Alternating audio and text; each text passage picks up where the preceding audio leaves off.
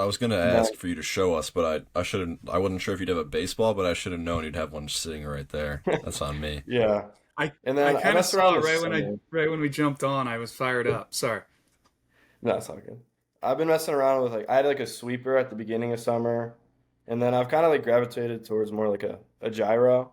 So I just grab like the seam right here, off center a little bit, just try to throw it like a true slider, just throw it as hard as I can.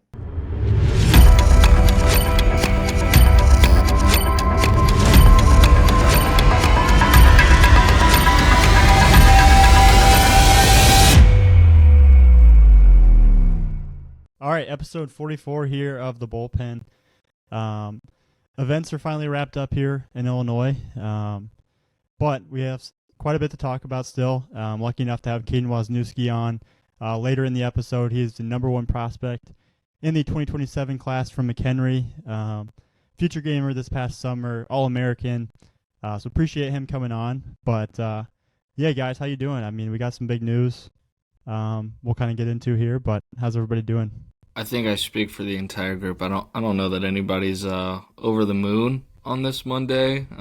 Everybody's favorite NFL team lost on Sunday on this podcast, so I think it's a very Monday. That's a good way to put it, for sure. I don't really want to talk about it.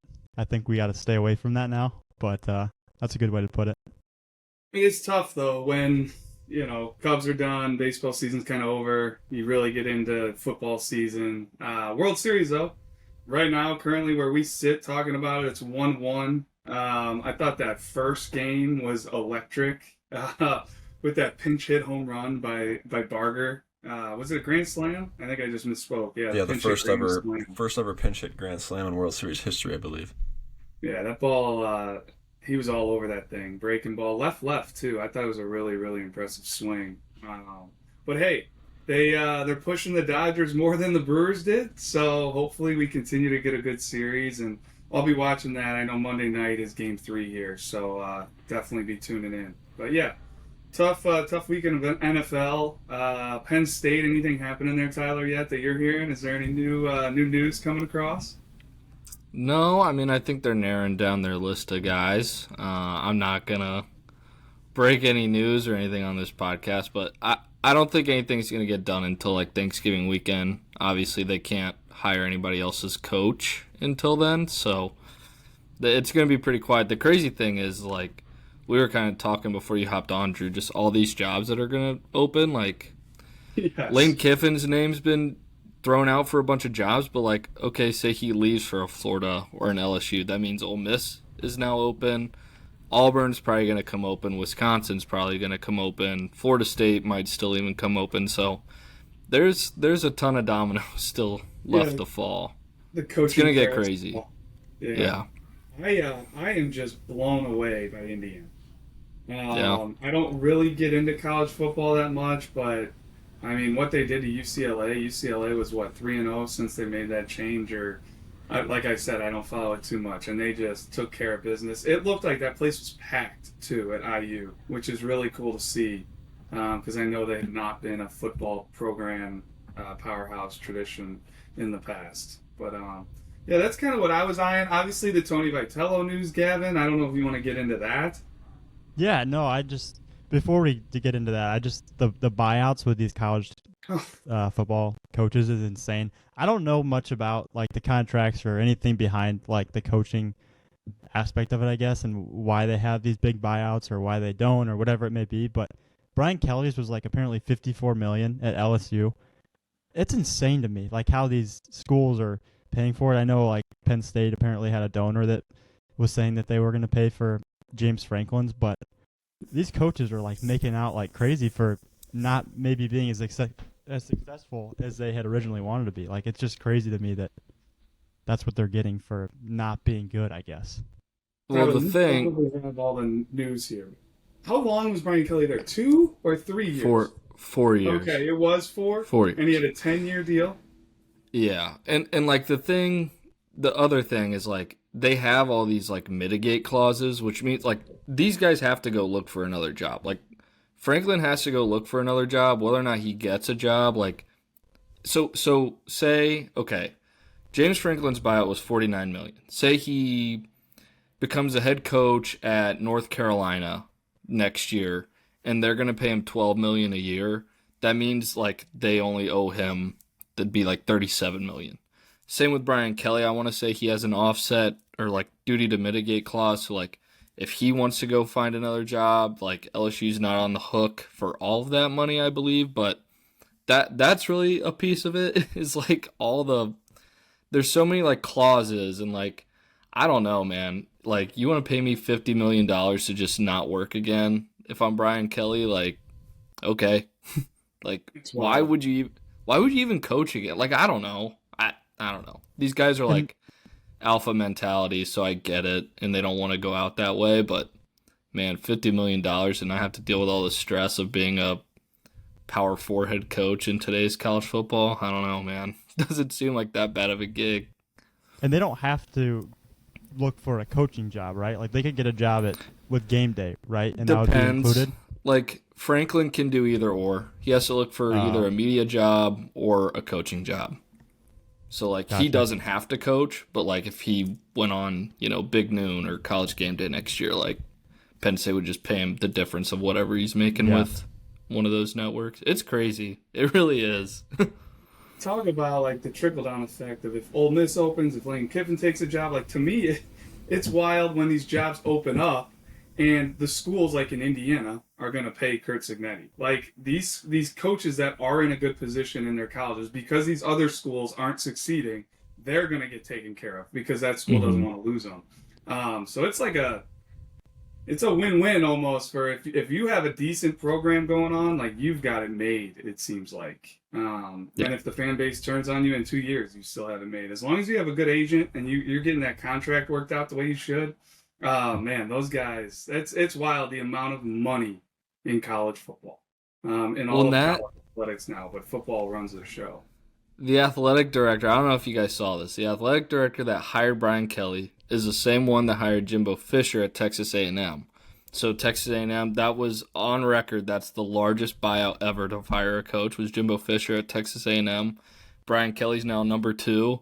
And like the combined buyout total is like $128 million between the two coaches to fire them. And this AD at LSU is the one who's hired both those guys. So kind of crazy. I don't know if they're gonna let this guy make the next hire, but I don't know. Well, and who even makes the hires now? Anyway, is it the boosters, the guys that are giving all the money? Is Depends it the AD? on the school, I'm sure probably. It's a dynamic that's ever changing. Yeah. But I was hearing something about the LSU, like they didn't fire him immediately because LSU wasn't going to pony up all the money. So they brought in the governor. Because they don't have a president. So like that's I can't even comprehend that. Yeah. But like taxpayer money, I don't know. I don't know enough about it, but it's Can you imagine? It's wild, and I think it was pretty wild in the college baseball landscape last week and like the last 2 weeks with this Tony V news and what was he going to do and the trickle-down effect of that. And yeah, Gab, like he ends up taking the Giants job. Yeah, and I mean, you guys correct me if I'm wrong. I think this is kind of what we had talked about. But kind of speaking on the buyouts, it's kind of crazy how different it seems like it might be with football and baseball because Tony Vitello is like the best coach in the country, probably one of the highest paid, if not the highest paid. And wasn't his buyout like $3 million, which is still obviously a lot of money. But comparatively to these football coaches, it's a lot different. Yeah, he was second highest paid, I believe, and it was only like $3 million. I mean, football funds colleges like that. It's what makes the universities run. So you're probably always going to have that type of pay discrepancy between the coaches. I mean, maybe depending on the school, maybe there's like an awesome, what do they call it now? Group of 6 baseball program out there that doesn't have a great football program. It might be different, but I mean, the football salaries it's what makes the colleges operate, keeps the lights on. And even college baseball salaries are still good. Like you say Tony V making $3 million, like it was never that way 10 years ago.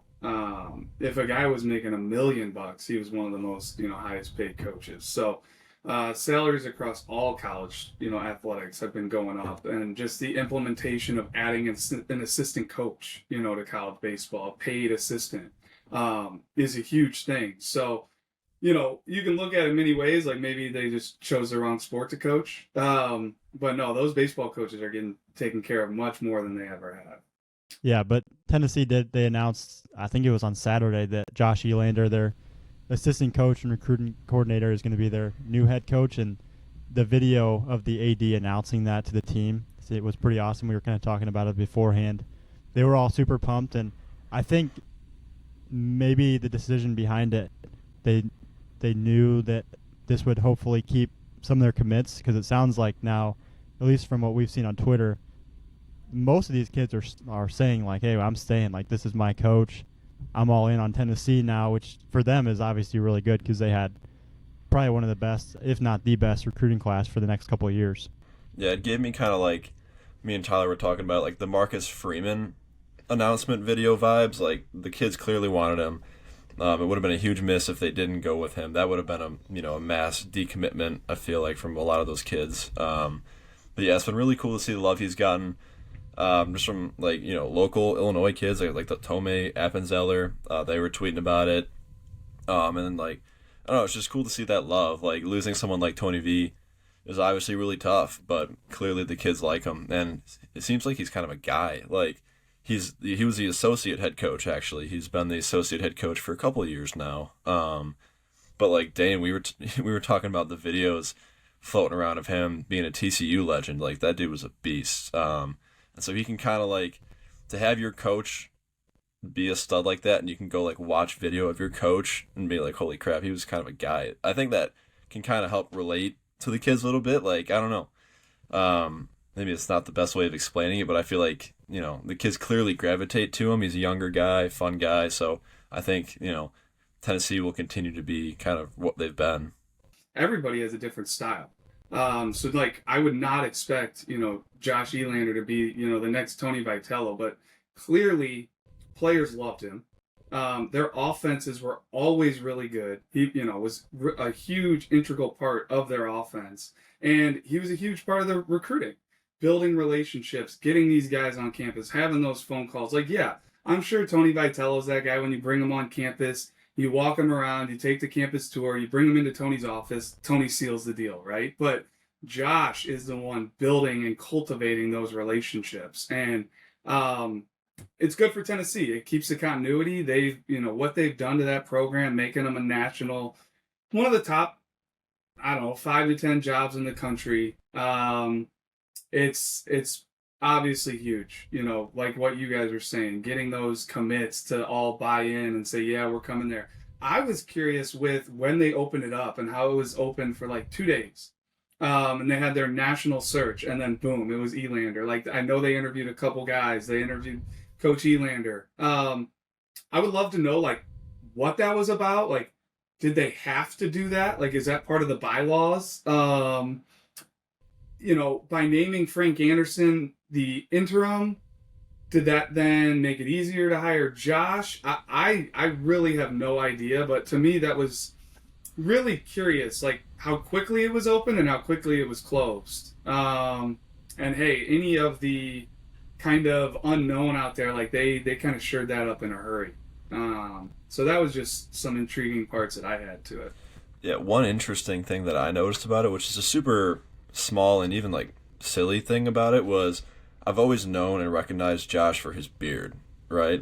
Yes. Always the picture of him at third base with the helmet and the beard. He shaved for that interview. I think that showed, obviously all the kids really wanted him, but it just showed hey guys, I mean business. I'm not going to expect you to hand me this job. I want to have a proper interview and do this the right way. So that stood out to me. I thought it was pretty cool.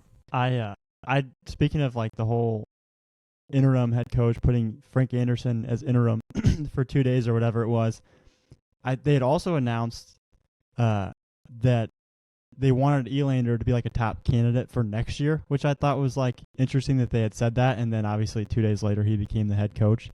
But they mentioned, I feel in the speech to the team, the AD, that they had interviewed a few guys, so I'd be curious who they actually interviewed for that job, if they even did, or if that was just something they said, I don't know. But it would be interesting who else got that interview. Yeah, the only one I heard of was Coastal Carolina and Coach Schnall over there. which makes a ton of sense. That guy seems like an up-and-coming star and has been huge for that Coastal Carolina program. But yeah, I don't know. I know there were a lot of names tossed around. But yeah, we'll see. Kind of time will tell with Tennessee and what they do. But another part of it is Tennessee loses their head coach.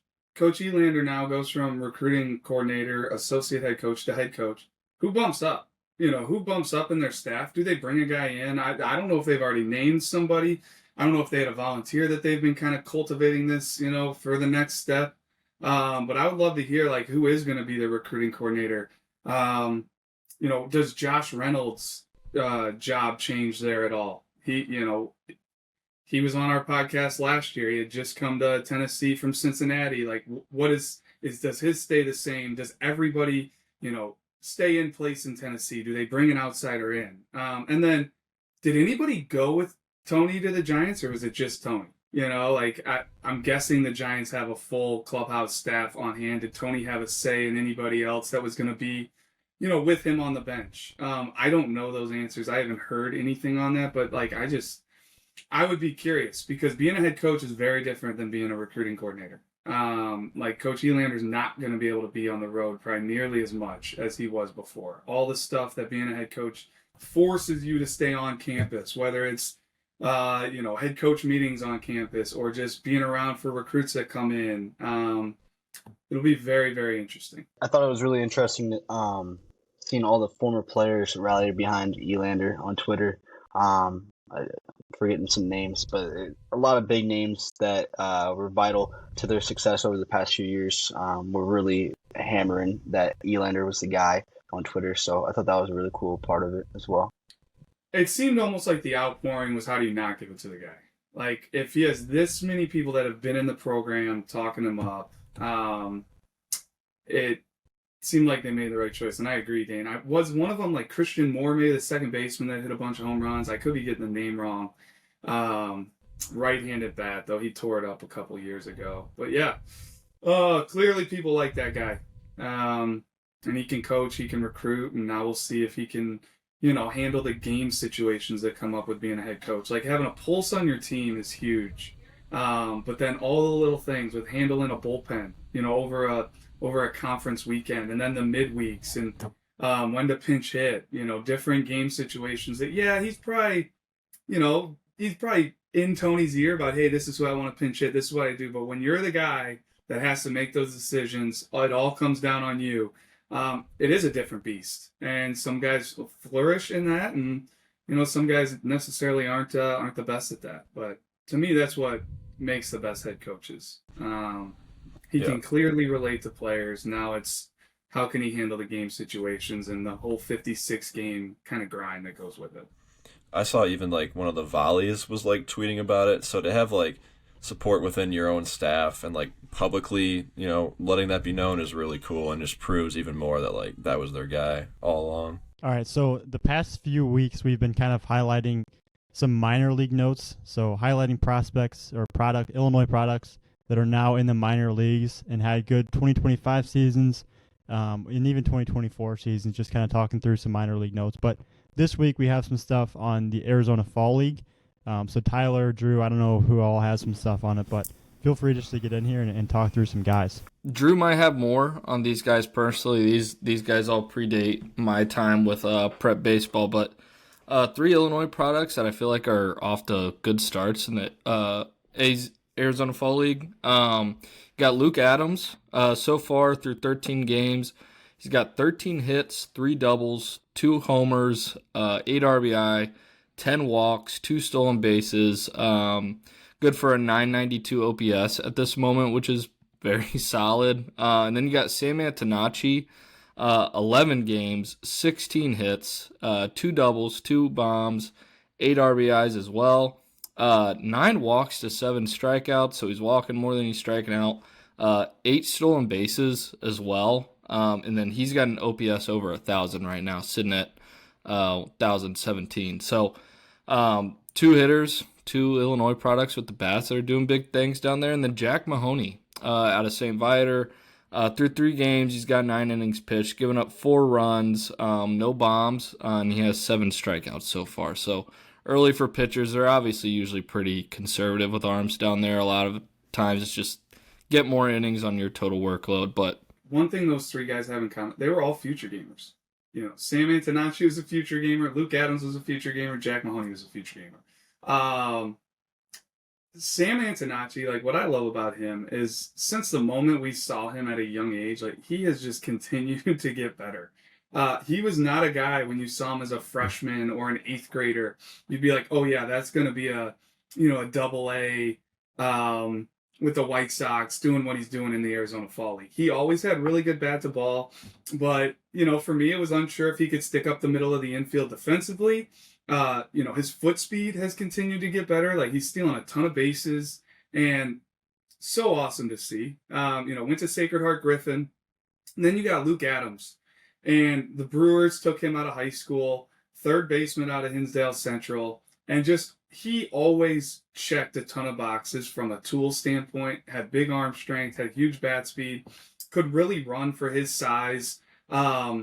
But to see what he's doing from an on-base percentage standpoint is, blows me away. The hit by pitch, the walks that he's getting, even if he's hitting for like a lower average throughout the year, his on-base is always towards the top of his team, kind of towards the top of the league. Luke Adams, really, really excited to see what he's doing. And then Jack Mahoney, he was a stud, as a young guy. Like, that was a guy that came to the future games as a year younger, was a two-way guy for St. Viator, and was actually at the future games as a position player. He threw an inning at the end of maybe game 2, and it was pretty electric. And from there, it was like, man, he may be a pitcher. We like him as a position guy, but that arm is special. He's a strike thrower. He can spin it. He was super competitive, and really, I'm rooting for Jack. Like, that's a guy to me that it's going to be hard for him not to succeed. The makeup, the talent, everything about him. So, all three of those guys, ton of track record on them, and love to see Illinois guys doing their thing. Yeah, I will touch on Luke a little bit more. Like, he was a Super 60 guy for us as well. I remember he, didn't play a little bit of his senior year. He had, a injury in the bottom of his foot, but he was a 12th round pick. Not, one of the higher draft picks of the class, and he's a number 8 prospect in their entire farm system right now.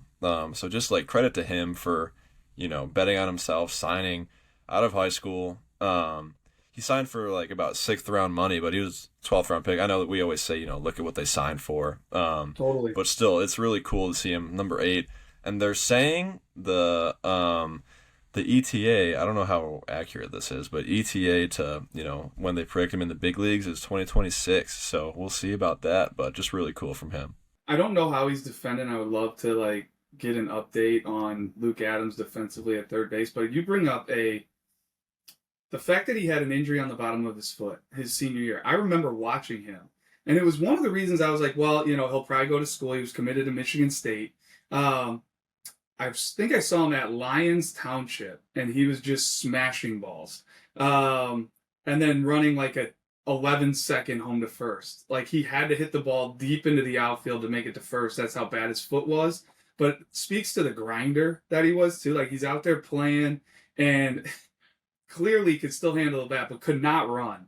And gets plucked, and the Brewers knew what they were doing and having success in pro ball. Yeah, I'm glad you brought that up. Major props to him for even trying to play. I saw a picture of what he was dealing with, and holy crap, I would have been bedridden for months. I couldn't even believe he was walking around on that thing. It was insane. So looking at the Illinois State games, 117 commitments now from that event. But Dane, I don't know if you want to get in on some of these recent commitments from the past week. I know you're kind of pretty heavily involved with the tweeting and kind of getting those posts out there for us. Yeah, we got 3 big names. The 3 biggest names so far over this past week was Trey Cole to Wright State, also a senior future gamer. We talked a little bit about him last week. Big arm talent from Champaign Central.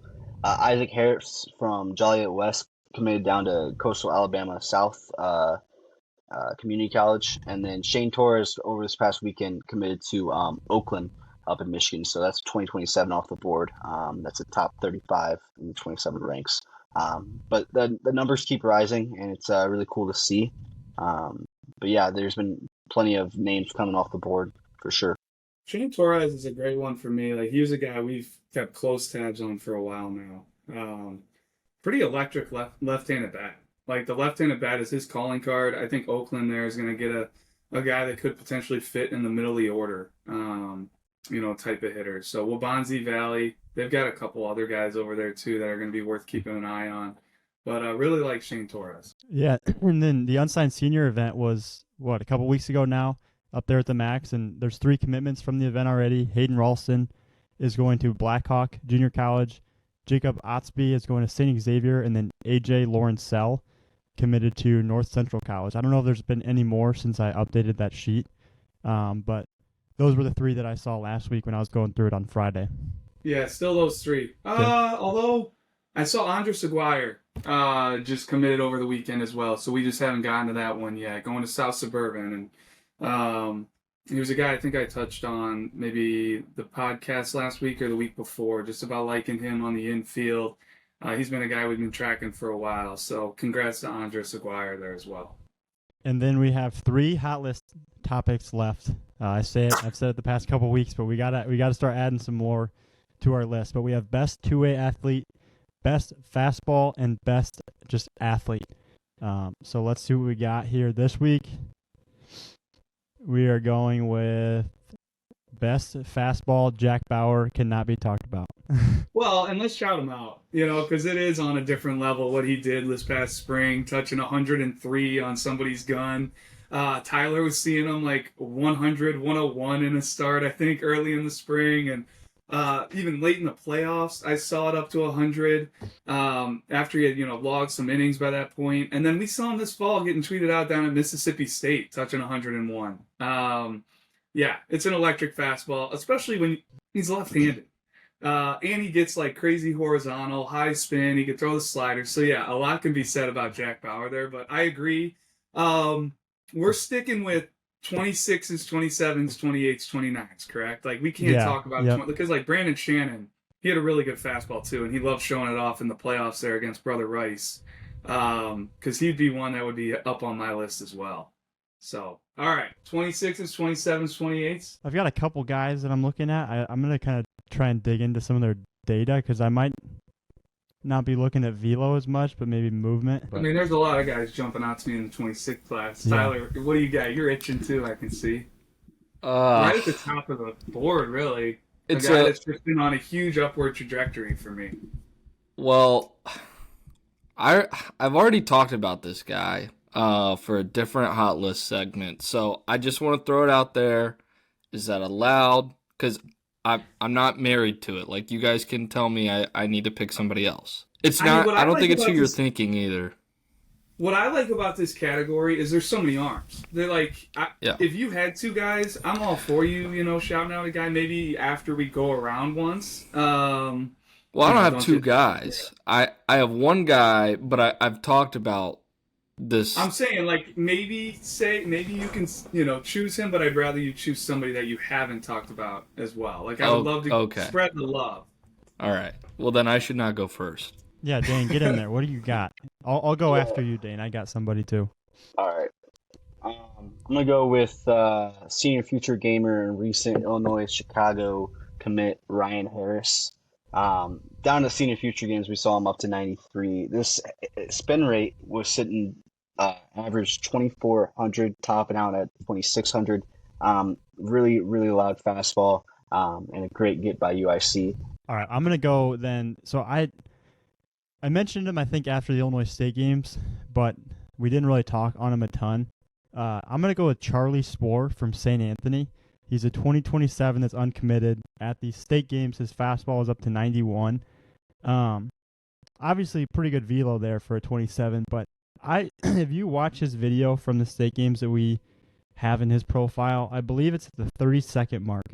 Just the way that it works, how quick his arm is, how the fastball comes out, I just love the look of it, and it looks like to me an arm that in 2 years I wouldn't be surprised if he was like 93, 94, just with that frame as well.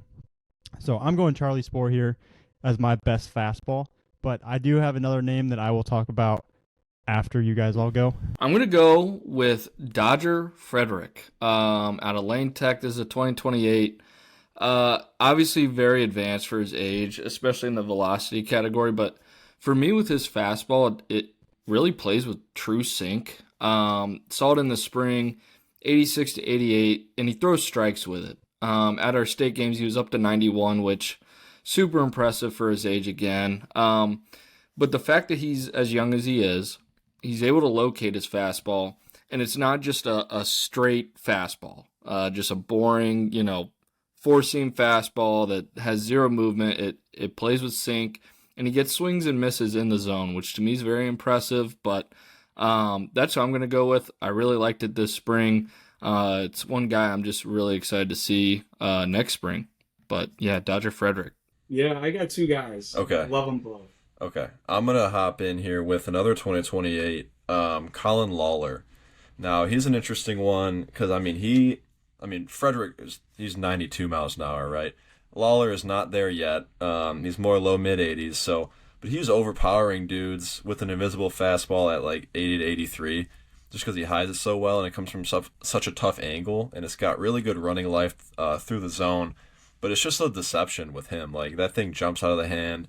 Talking to kids, like the people he's playing against can be like a huge asset to you in scouting. Like, they are all like, that kid's impossible to hit, and like you got to listen to him. Like, they're the ones facing him. So yeah, Colin Lawler, really great.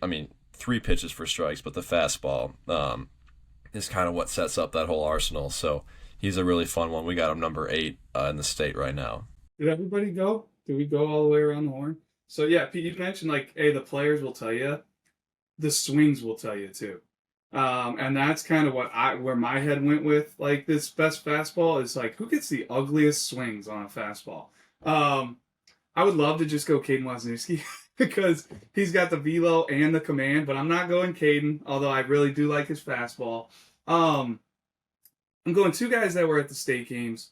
One of them, I was blown away by the bad swings he was getting, and it was Devin Deloche out of Crystal Lake South. He ended up committing to Northern Illinois. It's not a 90-plus fastball. It was probably 85, 87, and just going through his numbers here, yeah, he touched an 87.9 was the firmest fastball, but looking at the swings he was getting, you would have thought it was 90, 92. He's not a polished command guy yet by any means, but it's a guy that you just tell the catcher to set up middle, and he may pull it a little bit. He may, miss a little arm side, and it's going to be dynamic on both sides of the plate. You look at the numbers, it was an average of 18.5 IVB. He peaked at 20.7. Like, he's getting some ride. It's a lower release height at 5. It was dynamic stuff just because of how good that fastball played. So as he continues to polish up his entire repertoire, like, I think that's a guy to really keep an eye on down the road. I don't think he's anywhere close where he's going to be, especially as he just like continues to trim and firm up the frame and get quality strength. Like, it's kind of a workhorse build right now. So he's one. And then I'm going another left-hander. This one, maybe it's borderline cheating, but recent Kentucky commit, Sam Finn, Plainfield North. To me, it's the same style. Like, we saw him at the senior future games, and it was blowing by these really, really talented hitters down there in Georgia. And there's like some aggression behind it too. It's like a lot of like come and get it. Some moxie to the way he gets down the mound and the way the fastball comes out. Breaking down his numbers from the Illinois State games, like he was up to 89.3. He peaked in, this is one where like maybe the TrackMan glitched or something, but it was a 27 max IVB. It averaged 17.9, so I'm going to put a lot more stock into that average. But averaging 17.9, and he's a guy that I think can pitch off the fastball.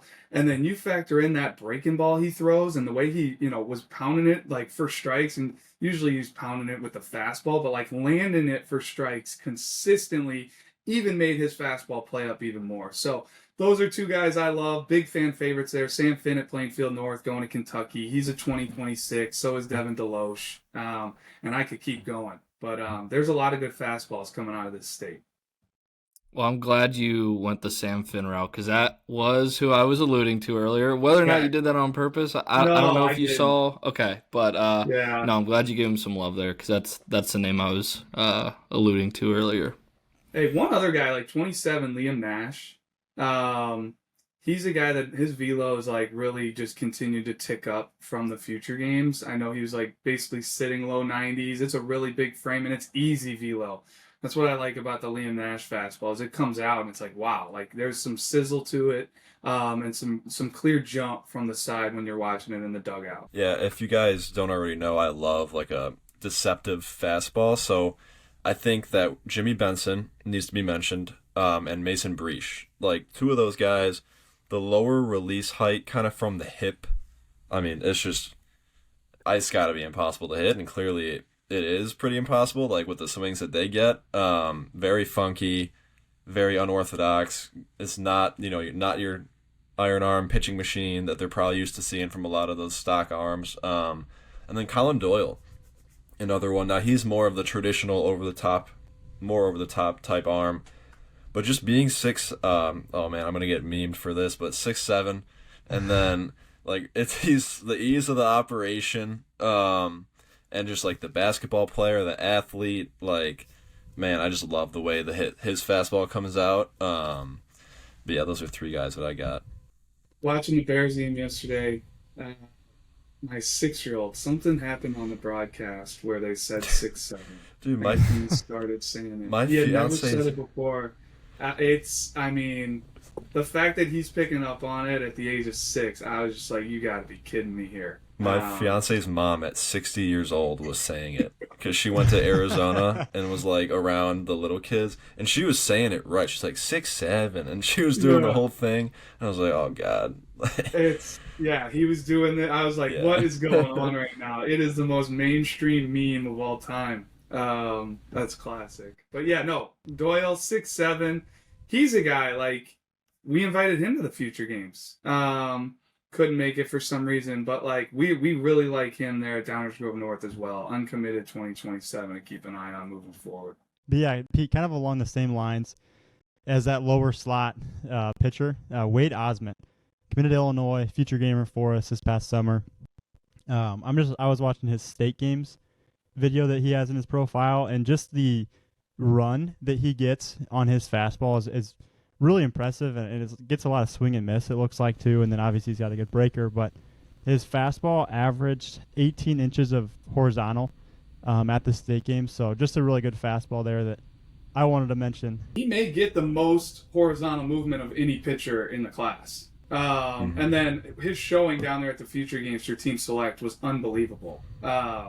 What was it, the first inning? He had like 6 pitches. We almost wanted to keep him back out there, and we had to watch his second inning to make sure he actually threw enough pitches to where it was like, hey, we want you to be able to throw, your breaking ball, your changeup, because it was just pounding the zone, early bad contact, which is what you want. And yeah, if you want to expound on that at all, like that's what I saw. Well, I thought it was an awesome showing because it perfectly encapsulated who he is, like the sinker, pitch to contact type guy, 6-pitch inning, in out. See you later, shake hands. I mean, then he came out the second inning and threw a little more. Still had an awesome inning. But I believe he led the entire event, right, in horizontal movement. I think that's it's a huge amount of horizontal he gets on the fastball. I remember looking at the number, and I don't know if I've seen a number that high. Yeah, it's like a whether it lefty led slider. the event or not, I'm not sure. I believe he led the entire event in average horizontal. So I mean, that's an insane feat with the arm talent there. Like to do that and have it be an Illinois guy on Team Select, like that was just awesome. Yep, and ends up committing to Illinois a couple, maybe weeks, maybe a month and a half after the event. So that Team Select, I mentioned Liam Nash, like he was on that Team Select. Austin Wingy was on that team. Like we had a bunch of arms show really well. And if you've been listening the past couple weeks, we've been kind of going through the Illinois State scouting reports that have gotten posted and talking through players position by position and class by class.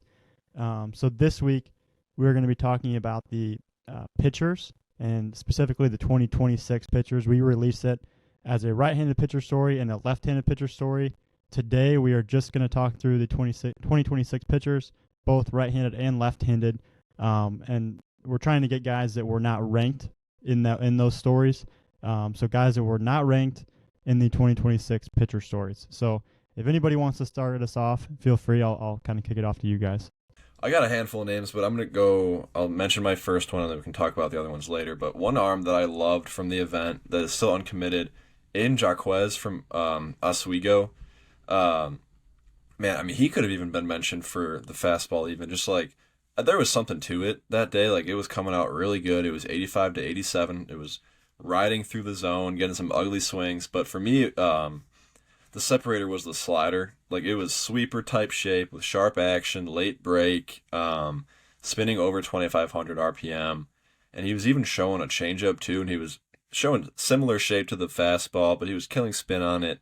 And I mean, he was just an arm. He threw it really well. I was really in on the movement patterns, and I think Tyler, didn't you see him in the spring? I believe. Yeah, Tyler saw him in the spring, liked him, so it was good to see him at the state game. Still uncommitted. He's probably one of the first arms I think of. Like if a coach texted me and said, "Hey, I need a 26 uncommitted arm," he'd probably be one of the first I'd mention. I'm gonna go with right-handed arm Jackson Heidemann out of Harlem. He just recently committed to Madison JC. I believe a week and a half ago, around that time frame. But this kid, all he does is perform. He had a huge spring this past spring for Harlem up there in the northern part of the state. But he's 6'2", 182. Deception life out of the hand with his fastball. Like Heyman, you were talking about another guy who could have been mentioned in best fastball category. Like Heidemann probably has a gripe there. At state games, he was 85 to 87, but competing in the zone with both his fastball and his curveball. I felt like the curveball was showing a ton of depth and makes for a high-quality secondary offering. So Jackson Heidemann's my guy here. I'm gonna go Emerson Larson out of Carmel Catholic. Recent Quincy commit, 6'6", 257 build. Was up to 89 on the mound. Was really lethal during his outing on my field.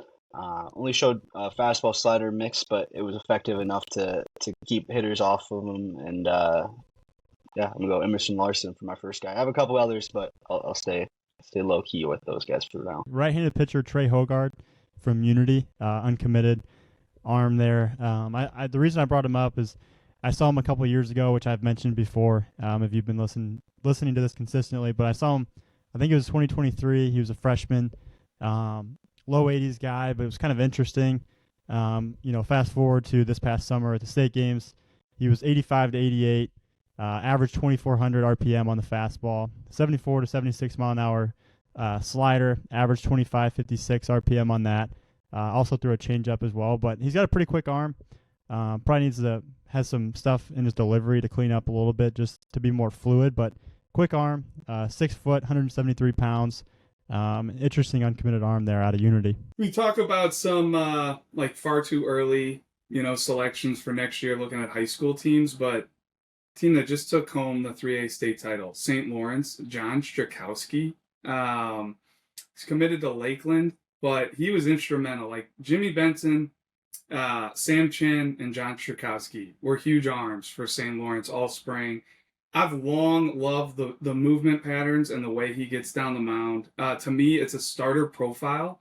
He was 84, 86, and I really like the changeup. He throws his slider at 74, 76, so there's not a huge discrepancy from that fastball. I think the velo is only going to shoot up here as he gets into school, hammers the weight room. Like, if he can get to 86, 88, 86, 89, to me, that's a potential D1 type arm coming out of Lakeland because of the field of pitch, starter type profile, like I said. And I really like the way he goes about his business.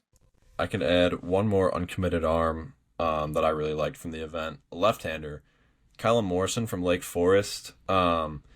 He's another one that I've seen in game that I've really liked. He can throw 3 pitches for strikes. I really like the fastball and the changeup. But at this event, he was 83 to 86.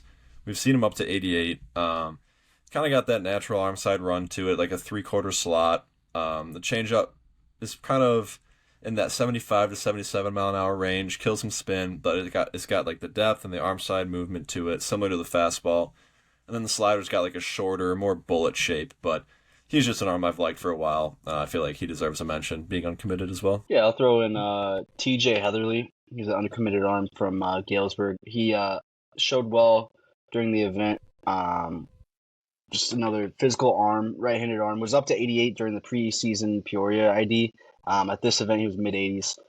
Just another uncommitted right-hander from Galesburg that showed well. Kept hitters off the barrel, and yeah. Jeff Sheik's another one. Lockport, 2026, uncommitted arm. I mean, he's listed at 6'4", basically 170. Like long levered, high waisted, up to 87, moves good. It's a pretty quick arm. Like that's a guy I would think a lot of schools would be looking for here late in that 2026 class. Before you introduce Kaden Wasniewski, or as you introduce him, like one thing I was looking at after we had him on was that 2027 national ranking. Kaden is our number one prospect in the 2027 class, and I think it's him and Brady Bunick are very, very talented arms in that class that are national arms that are Kaden was obviously All-American game this year, but like looking at it next year, like I think either one of those guys or both could be in the mix. But as far as guys that are uncommitted on the national landscape, I've got Kaden as the second arm. There was somebody at like maybe 17th overall, and then it was Kaden. That are still uncommitted, out there that should be getting just a ton of Power 4 love. All right, we'll now get into our interview here with Kaden Wasniewski, the number one prospect in Illinois' 2027 class. Awesome, player on the field as well, but just a really good person too. Had a great interview with him. Really appreciate him hopping on and taking the time with us. So let's get into that. No, we are welcome today with a special guest. I know I'm super excited, and I think I speak for our entire staff here on this podcast. Blessed to have Kaden Wasniewski join us. He's the number one ranked 2027 in Illinois, and he's coming off an extremely impressive just 2025 calendar year. Helped lead McHenry to state this spring, carried it over to the summer where he was named Future Games MVP pitcher, invited to the All-American game where I know he had a sensational outing there. And he's getting a ton of attention from, the college ranks right now, as he should, weighing all of his options, taking some visits, and lucky enough to have him join the bullpen here, steal a couple minutes of him. I know he's a busy guy. And Kaden, welcome on, and thanks for joining us. Yes, sir. Thank you for having me. So we just have a couple questions here. I want to talk to you about, this special year that you had, everything going on. I think, Gavin, I thought you had a really good first question here. So if you want to kick it off, I think that'd be a good just kind of jump start. Yeah, so Kaden, you're down at the Future Games, have a really good outing there on the mound. In night one, you earned the Future Games Most Valuable Pitcher. What was that weekend like for you? And kind of what was your mindset going into that, going down to Georgia? Well, I've obviously heard a lot about it. Obviously been to junior Future Games twice, so I've heard all the buzz around it. So all the college coaches and all the attention there. So I just thought just compete as hard as you can and just try to do your best. That's all you can really do. Well, you mentioned it, Kaden. You've been to 2 junior Future Games. You parlayed that into a Future Games invite. I think that's one of the coolest things about the junior Future Games is you kind of get to see just a glimpse of what's going on that other quad there. See all the coaches floating around, so you kind of knew what to expect. But from our perspective, I just feel like we're really lucky because we've been able to track you, since you were really young, and continue to see the progression. The stuff continues to tick up. Really impressive to see what you've done on the mound. But I think a really unique thing about you is you're not just on the mound. You're a two-way guy. I know you want to be a two-way guy. Your tools as far as a position guy continue to tick up. You're running a 6'6", 60 now. You've got plenty of arm strength across the diamond. What kind of dynamic did that bring to you, I guess, throughout the entire course of the year? Because I know in high school it's tough playing the left side of the infield, but then going to the Future Games, working out, even the All-American game, you come down, you work out there as a position guy. What kind of dynamics does that, I guess, bring to your prospect status? And maybe that's not the right way to put it, but just when you're going to these events, you're not just going down there as a pitcher. So what kind of things do you have to do special or different maybe than somebody else? I just think keeping the arm strength up, doing my arm care every day, being in the weight room a lot. That's been helping a lot. So just staying healthy throughout the spring and summer. I think that's a big part of it. And am I correct in just kind of assuming that is something you want to do, is continue to be a two-way guy for as long as possible? Yeah, as long as possible, yeah. So, you take home the MVP Pitcher Award of the Future Games. It's the top event for the uncommitted 2027s in the country. Like, what about that outing was special to you? What were you so proud of walking off the mound? What kind of mentality did you take into that outing? Was it business as usual, or were you like, okay, that was pretty good there. I had my A stuff in a pretty good environment. I just felt so locked in, just like from pregame. It didn't even feel real when I was on the mound. I was so locked in. I didn't even really realize what I did until after. I was just out there playing the game. That's awesome, and that's awesome to hear. And I don't think Team Indiana thought it was real either, because I don't know if they were really seeing much of what you were throwing, given the swings that you were getting, and the way you were just living in the strike zone with the premium stuff was super special to watch from where I was sitting. Alongside the future games, the All-American game, your spring season, like, is there a one moment that stands out the most to you? Something that you're taking away from 2025 that was extra special? I'm sure there's a lot of moments to choose from, but like, what to you is one of your most memorable, moments of 2025? I think like playing wise, I think the future games, I don't think you can really beat it. That was insane. Just like how many coaches were there, what you're playing for, and then the All American games, just the experience was insane there. So just being around the best in the world, just awesome. Well, I like to hear that. Kind of going back to McHenry, you had Brandon Shannon, yourself, Bryson Albrecht, a bunch of guys on this last year's team that helped lead you guys to state. You're losing a couple guys going into next year, but like, what are you most excited about with the upcoming 2026 season? Yourself, maybe the team. You could take it any direction you want. I think the kids that are going to be on the team this year, we've been playing together forever. So like my buddy Landon Carver Cone, we've been playing together forever. So the chemistry on this upcoming team is going to be awesome. I think we're going to make another run. Well, I love that you say that, because that was one of the coolest things for me watching you guys, was like, that's the top three in your order.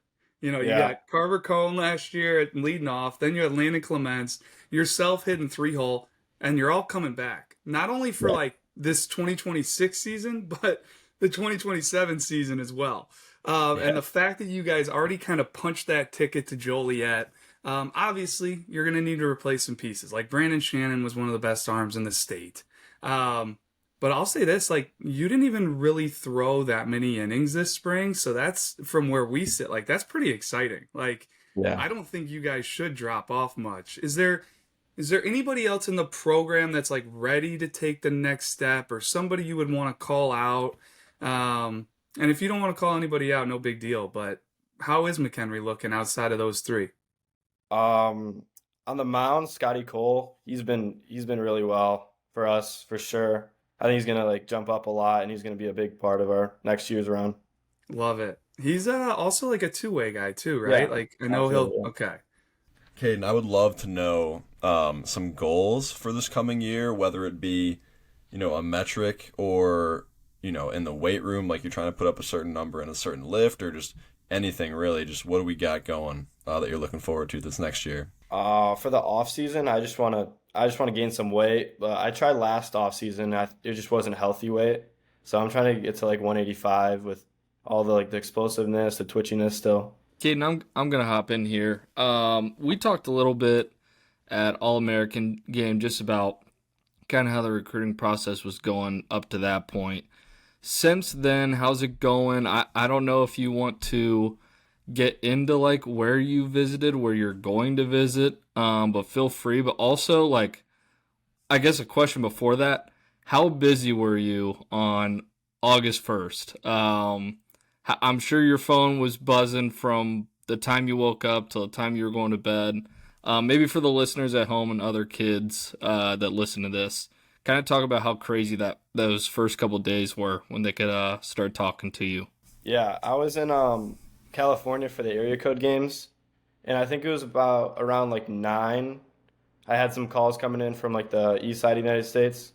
So it was crazy, just texts and calls.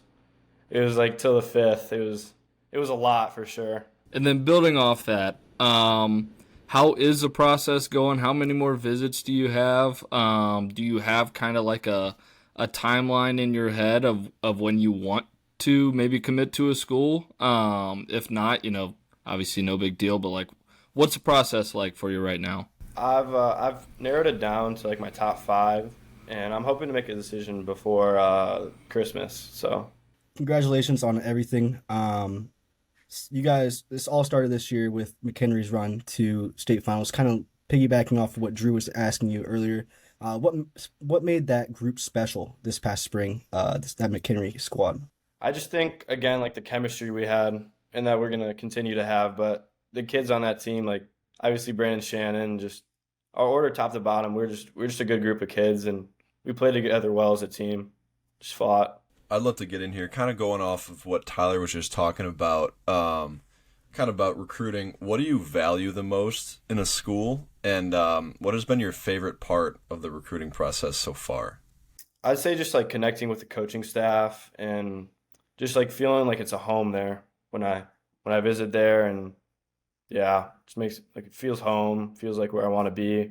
So Kaden, Tyler and I we were down there at the All-American game with you, and I think just from our perspective, getting to see it, it was pretty cool for us, like just how awesome the event was and the players and just everything. I guess from a player perspective, what was that experience like for you, whether it's just off the field or on the field? Obviously, you're playing some of the best players in the entire country. It was so obviously a cool event to see, but just from your perspective, what's that like? It was almost like surprising, just like how awesome the kids were, and like everyone just got along there. It was an awesome time. Everybody got along there, and off the field, we were all hanging out, going fishing, and just having a good time overall. One thing off that, I think it's Brady Harris. I'm not trying to call the kid out, but he was like the first kid you faced, and we were talking after the event, us like the Illinois guys here, and we're like watching your video back, and I'm pretty sure you threw like 3 fastballs right by him, and he was like one of the top prospects in the 26 class. How did that feel to do that against like probably I think he was your first batter, so maybe kind of getting into it probably helped you like feel more comfortable if you had any nerves at all, I assume? Yeah, I definitely had some nerves, and then when I stepped on the mound, they just all went away. I didn't even realize like who I was facing until after the fact. I was so locked in there too. That's awesome to hear. And like these performances that you've had, what has it done for you internally from a confidence perspective, understanding where you fit in this landscape, what you're able to do, and the ceiling that you have? Yeah, confidence wise, I don't know. I feel like I've always had it. Just like you're better than the kid you're facing, and nobody's gonna beat you but yourself. Well, I love that because when you watch you pitch, it kind of oozes the inner confidence, but not cockiness, and just talking to you at the future games, hanging out. I think we were sitting down the line watching Team Select play, and you're sitting there, you and Andrew Talbert, and we're just talking, and just how, sure of yourself you are, but how just down to earth you are as well. And that is so refreshing to see in somebody that has the talent that you have. And kind of alongside that, at the All-American game, you guys have quite a bit of downtime where you're able to hang out. You're going out to that dinner on the yacht. Like, did you become close with anybody in particular? Because I've kind of just seen on social media, it seems like you guys are always kind of rooting for each other. Like guys that were at the All-American game, like the future game guys. And it's almost like this fraternity that you have created, which from an outsider's perspective, you love to see it. Dom Santarelli, we've been in touch a lot. I like talking to him. He's a really good kid. My roommate, Davis Moore, he was a lot of fun to room with. Just really, really nice kid, really humble. All the kids there seem like really humble and all fun to talk to. I've got one more question that I want to get out there, and it's kind of reverting back to high school. You're in the Fox Valley Conference. We talk about it all the time. Like, the conference has always been good, but man, do I feel like it's about as strong as it's ever been since I've been doing this. Like pretty much every year, a Fox Valley team is making it to state, whether it was, Huntley, Crystal Lake South, Crystal Lake Central, getting there, you guys getting there. Like, who in the conference would you love to call out? Maybe from a competition standpoint, but like if you're going to face a team, you're almost hoping that you match up against this guy on the mound or that you're going to see him as a hitter. Like, is there a certain pitcher that you want to call out and a certain hitter that are some of your favorites in the conference? Yeah, at Huntley, they just picked up Liam Nash. Mm-hmm. So, McHenry versus Huntley has always been like a rivalry that it's been a thing. It's just always a good time to play them. Absolutely. You guys are both usually pretty good too. That helps create a rivalry. Yeah, I mean the McHenry Huntley games. Last couple of years, I've been doing this. I've been to I think 3 the last 2 years. They're definitely really good games because, like you said, both programs are really good. Kaden, I want to ask, high school wise, like I've seen you pitch in some pretty big games.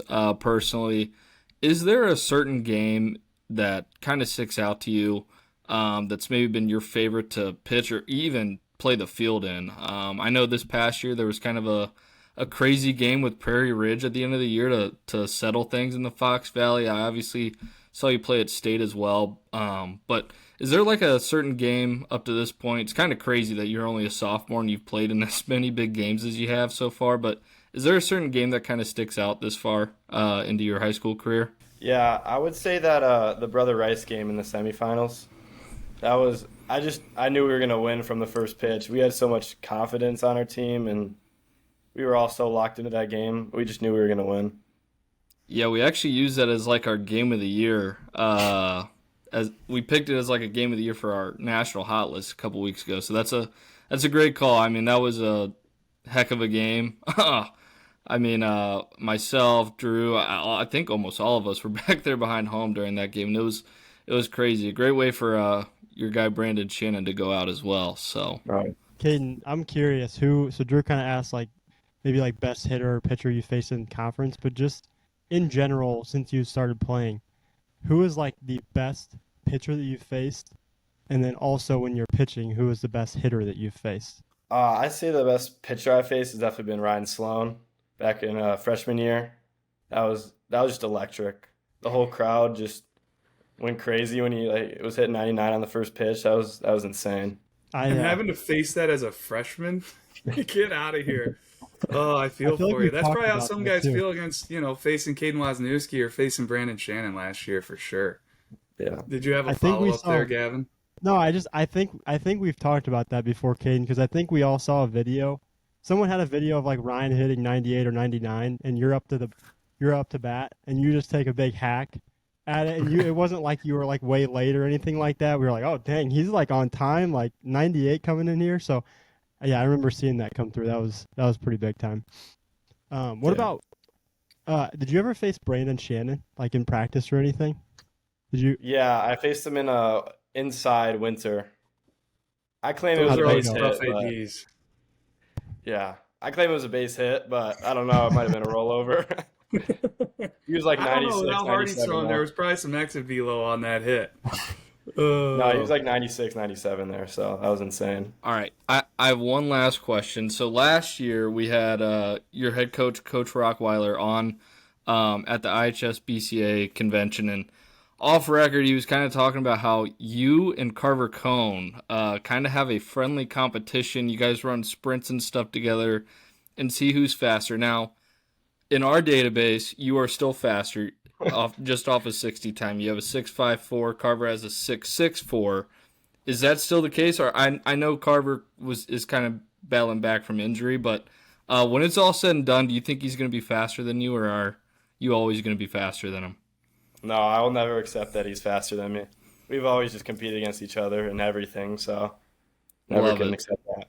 All right, I've got one more here too, Caden. It's kind of off topic from baseball, but what is like your biggest hobby outside of sports or anything like that? I'd have to say golfing. I go golfing a lot, so in the warmer weather for sure. Try to get out as much as I can in the summer. What kind of game are you working with, Caden? What's you got a handicap established?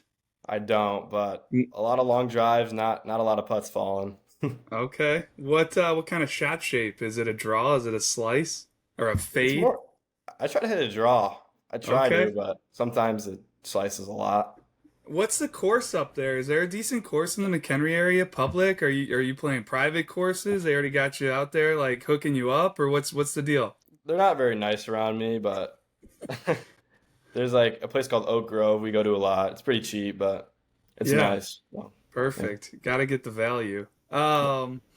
Well, I love that question and I love your answer because I think a couple of us here on this podcast, we love to swing the sticks too when it's nice out. I thought one of us had a good question queued up, just like your pitch grips or just your pitch arsenal. Like, do you have anything special that you do, like with a changeup or a breaking ball? Is it pretty simple and standard? Have you had to mess around a lot with like figuring things out?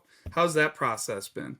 Yeah, I've had to mess around a lot with my slider. I've always had the same like fastball and changeup grip. I could show you, just like Yeah, fastball, open over true on the four middle seam. finger. Yeah, changeup standard Yep. circle. I was gonna No, ask for you to show us, but I shouldn't. I wasn't sure if you'd have a baseball, but I should have known you'd have one sitting right there. That's on me. yeah, I and I then I kind of messed around saw it with right when we jumped on. I was fired up. Sorry. No, it's all good. I've been messing around with like I had like a sweeper at the beginning of summer, and then I've kind of like gravitated towards more like a gyro. So I just grab like the seam right here, off center a little bit, just try to throw it like a true slider, just throw it as hard as I can. Yep.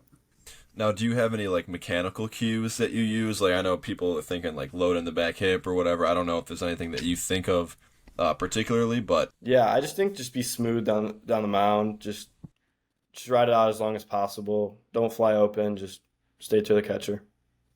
Pretty simple. What's next for you, Caden? I know you've got these visits lined up. You're trying to narrow it down maybe by the end of the year, make a selection. What's next in 2026 just for you and the team? And then next summer, is it going to be a ton of travel again? Just going into the winter, just obviously gaining the weight and going into spring, just hopefully I have that weight maintained and just being healthy, obviously, and just making another run to state. Yeah. What will you do like this time of year as far as your arm's concerned? Do you put the ball away for a while? Like how much will you rest up and then ramp up? Like have you kind of talked through that at all? Yeah, I'm on a shutdown right now for a few weeks, but I think I'm Yeah. going to start ramping up closer to like Thanksgiving and then the Christmas. Okay. Well, I don't know if anybody else has anything, but like Caden, I just really appreciate you wanting to jump on this and Of being course. willing to do this. And you've been just a joy to have in the dugouts and all of these, special events that we run, these invite onlys, and starting back when you were in seventh, eighth grade, getting you down to Georgia and playing on those Team Illinois Junior Future Games teams. And we're rooting for you. Can't wait to see what the future holds, with commitment, with what you guys do at McHenry next year, with your two-way, aspirations. I think it's really cool. And it's really, really difficult with the level of talent that you have. Most of the time, a guy that's sitting in the low 90s with starter stuff, dynamic secondaries, they almost get forced to be a PO. But that speaks to just how athletic you are, how good you swing the bat, how you can defend. And man, I can't wait to see that two-way stuff continue to develop, and how you kind of navigate that. I know it's always hard early in the spring, the cold weather, all that stuff. So best of luck to you. We will be staying in touch. We will be following. And yeah, once again, thank you for joining us. Thank you. I appreciate it. All right, that'll wrap up episode 44 here of the Bullpen. Appreciate everybody watching. Please like, comment, and subscribe on YouTube, and then follow us on Apple and Spotify podcasts.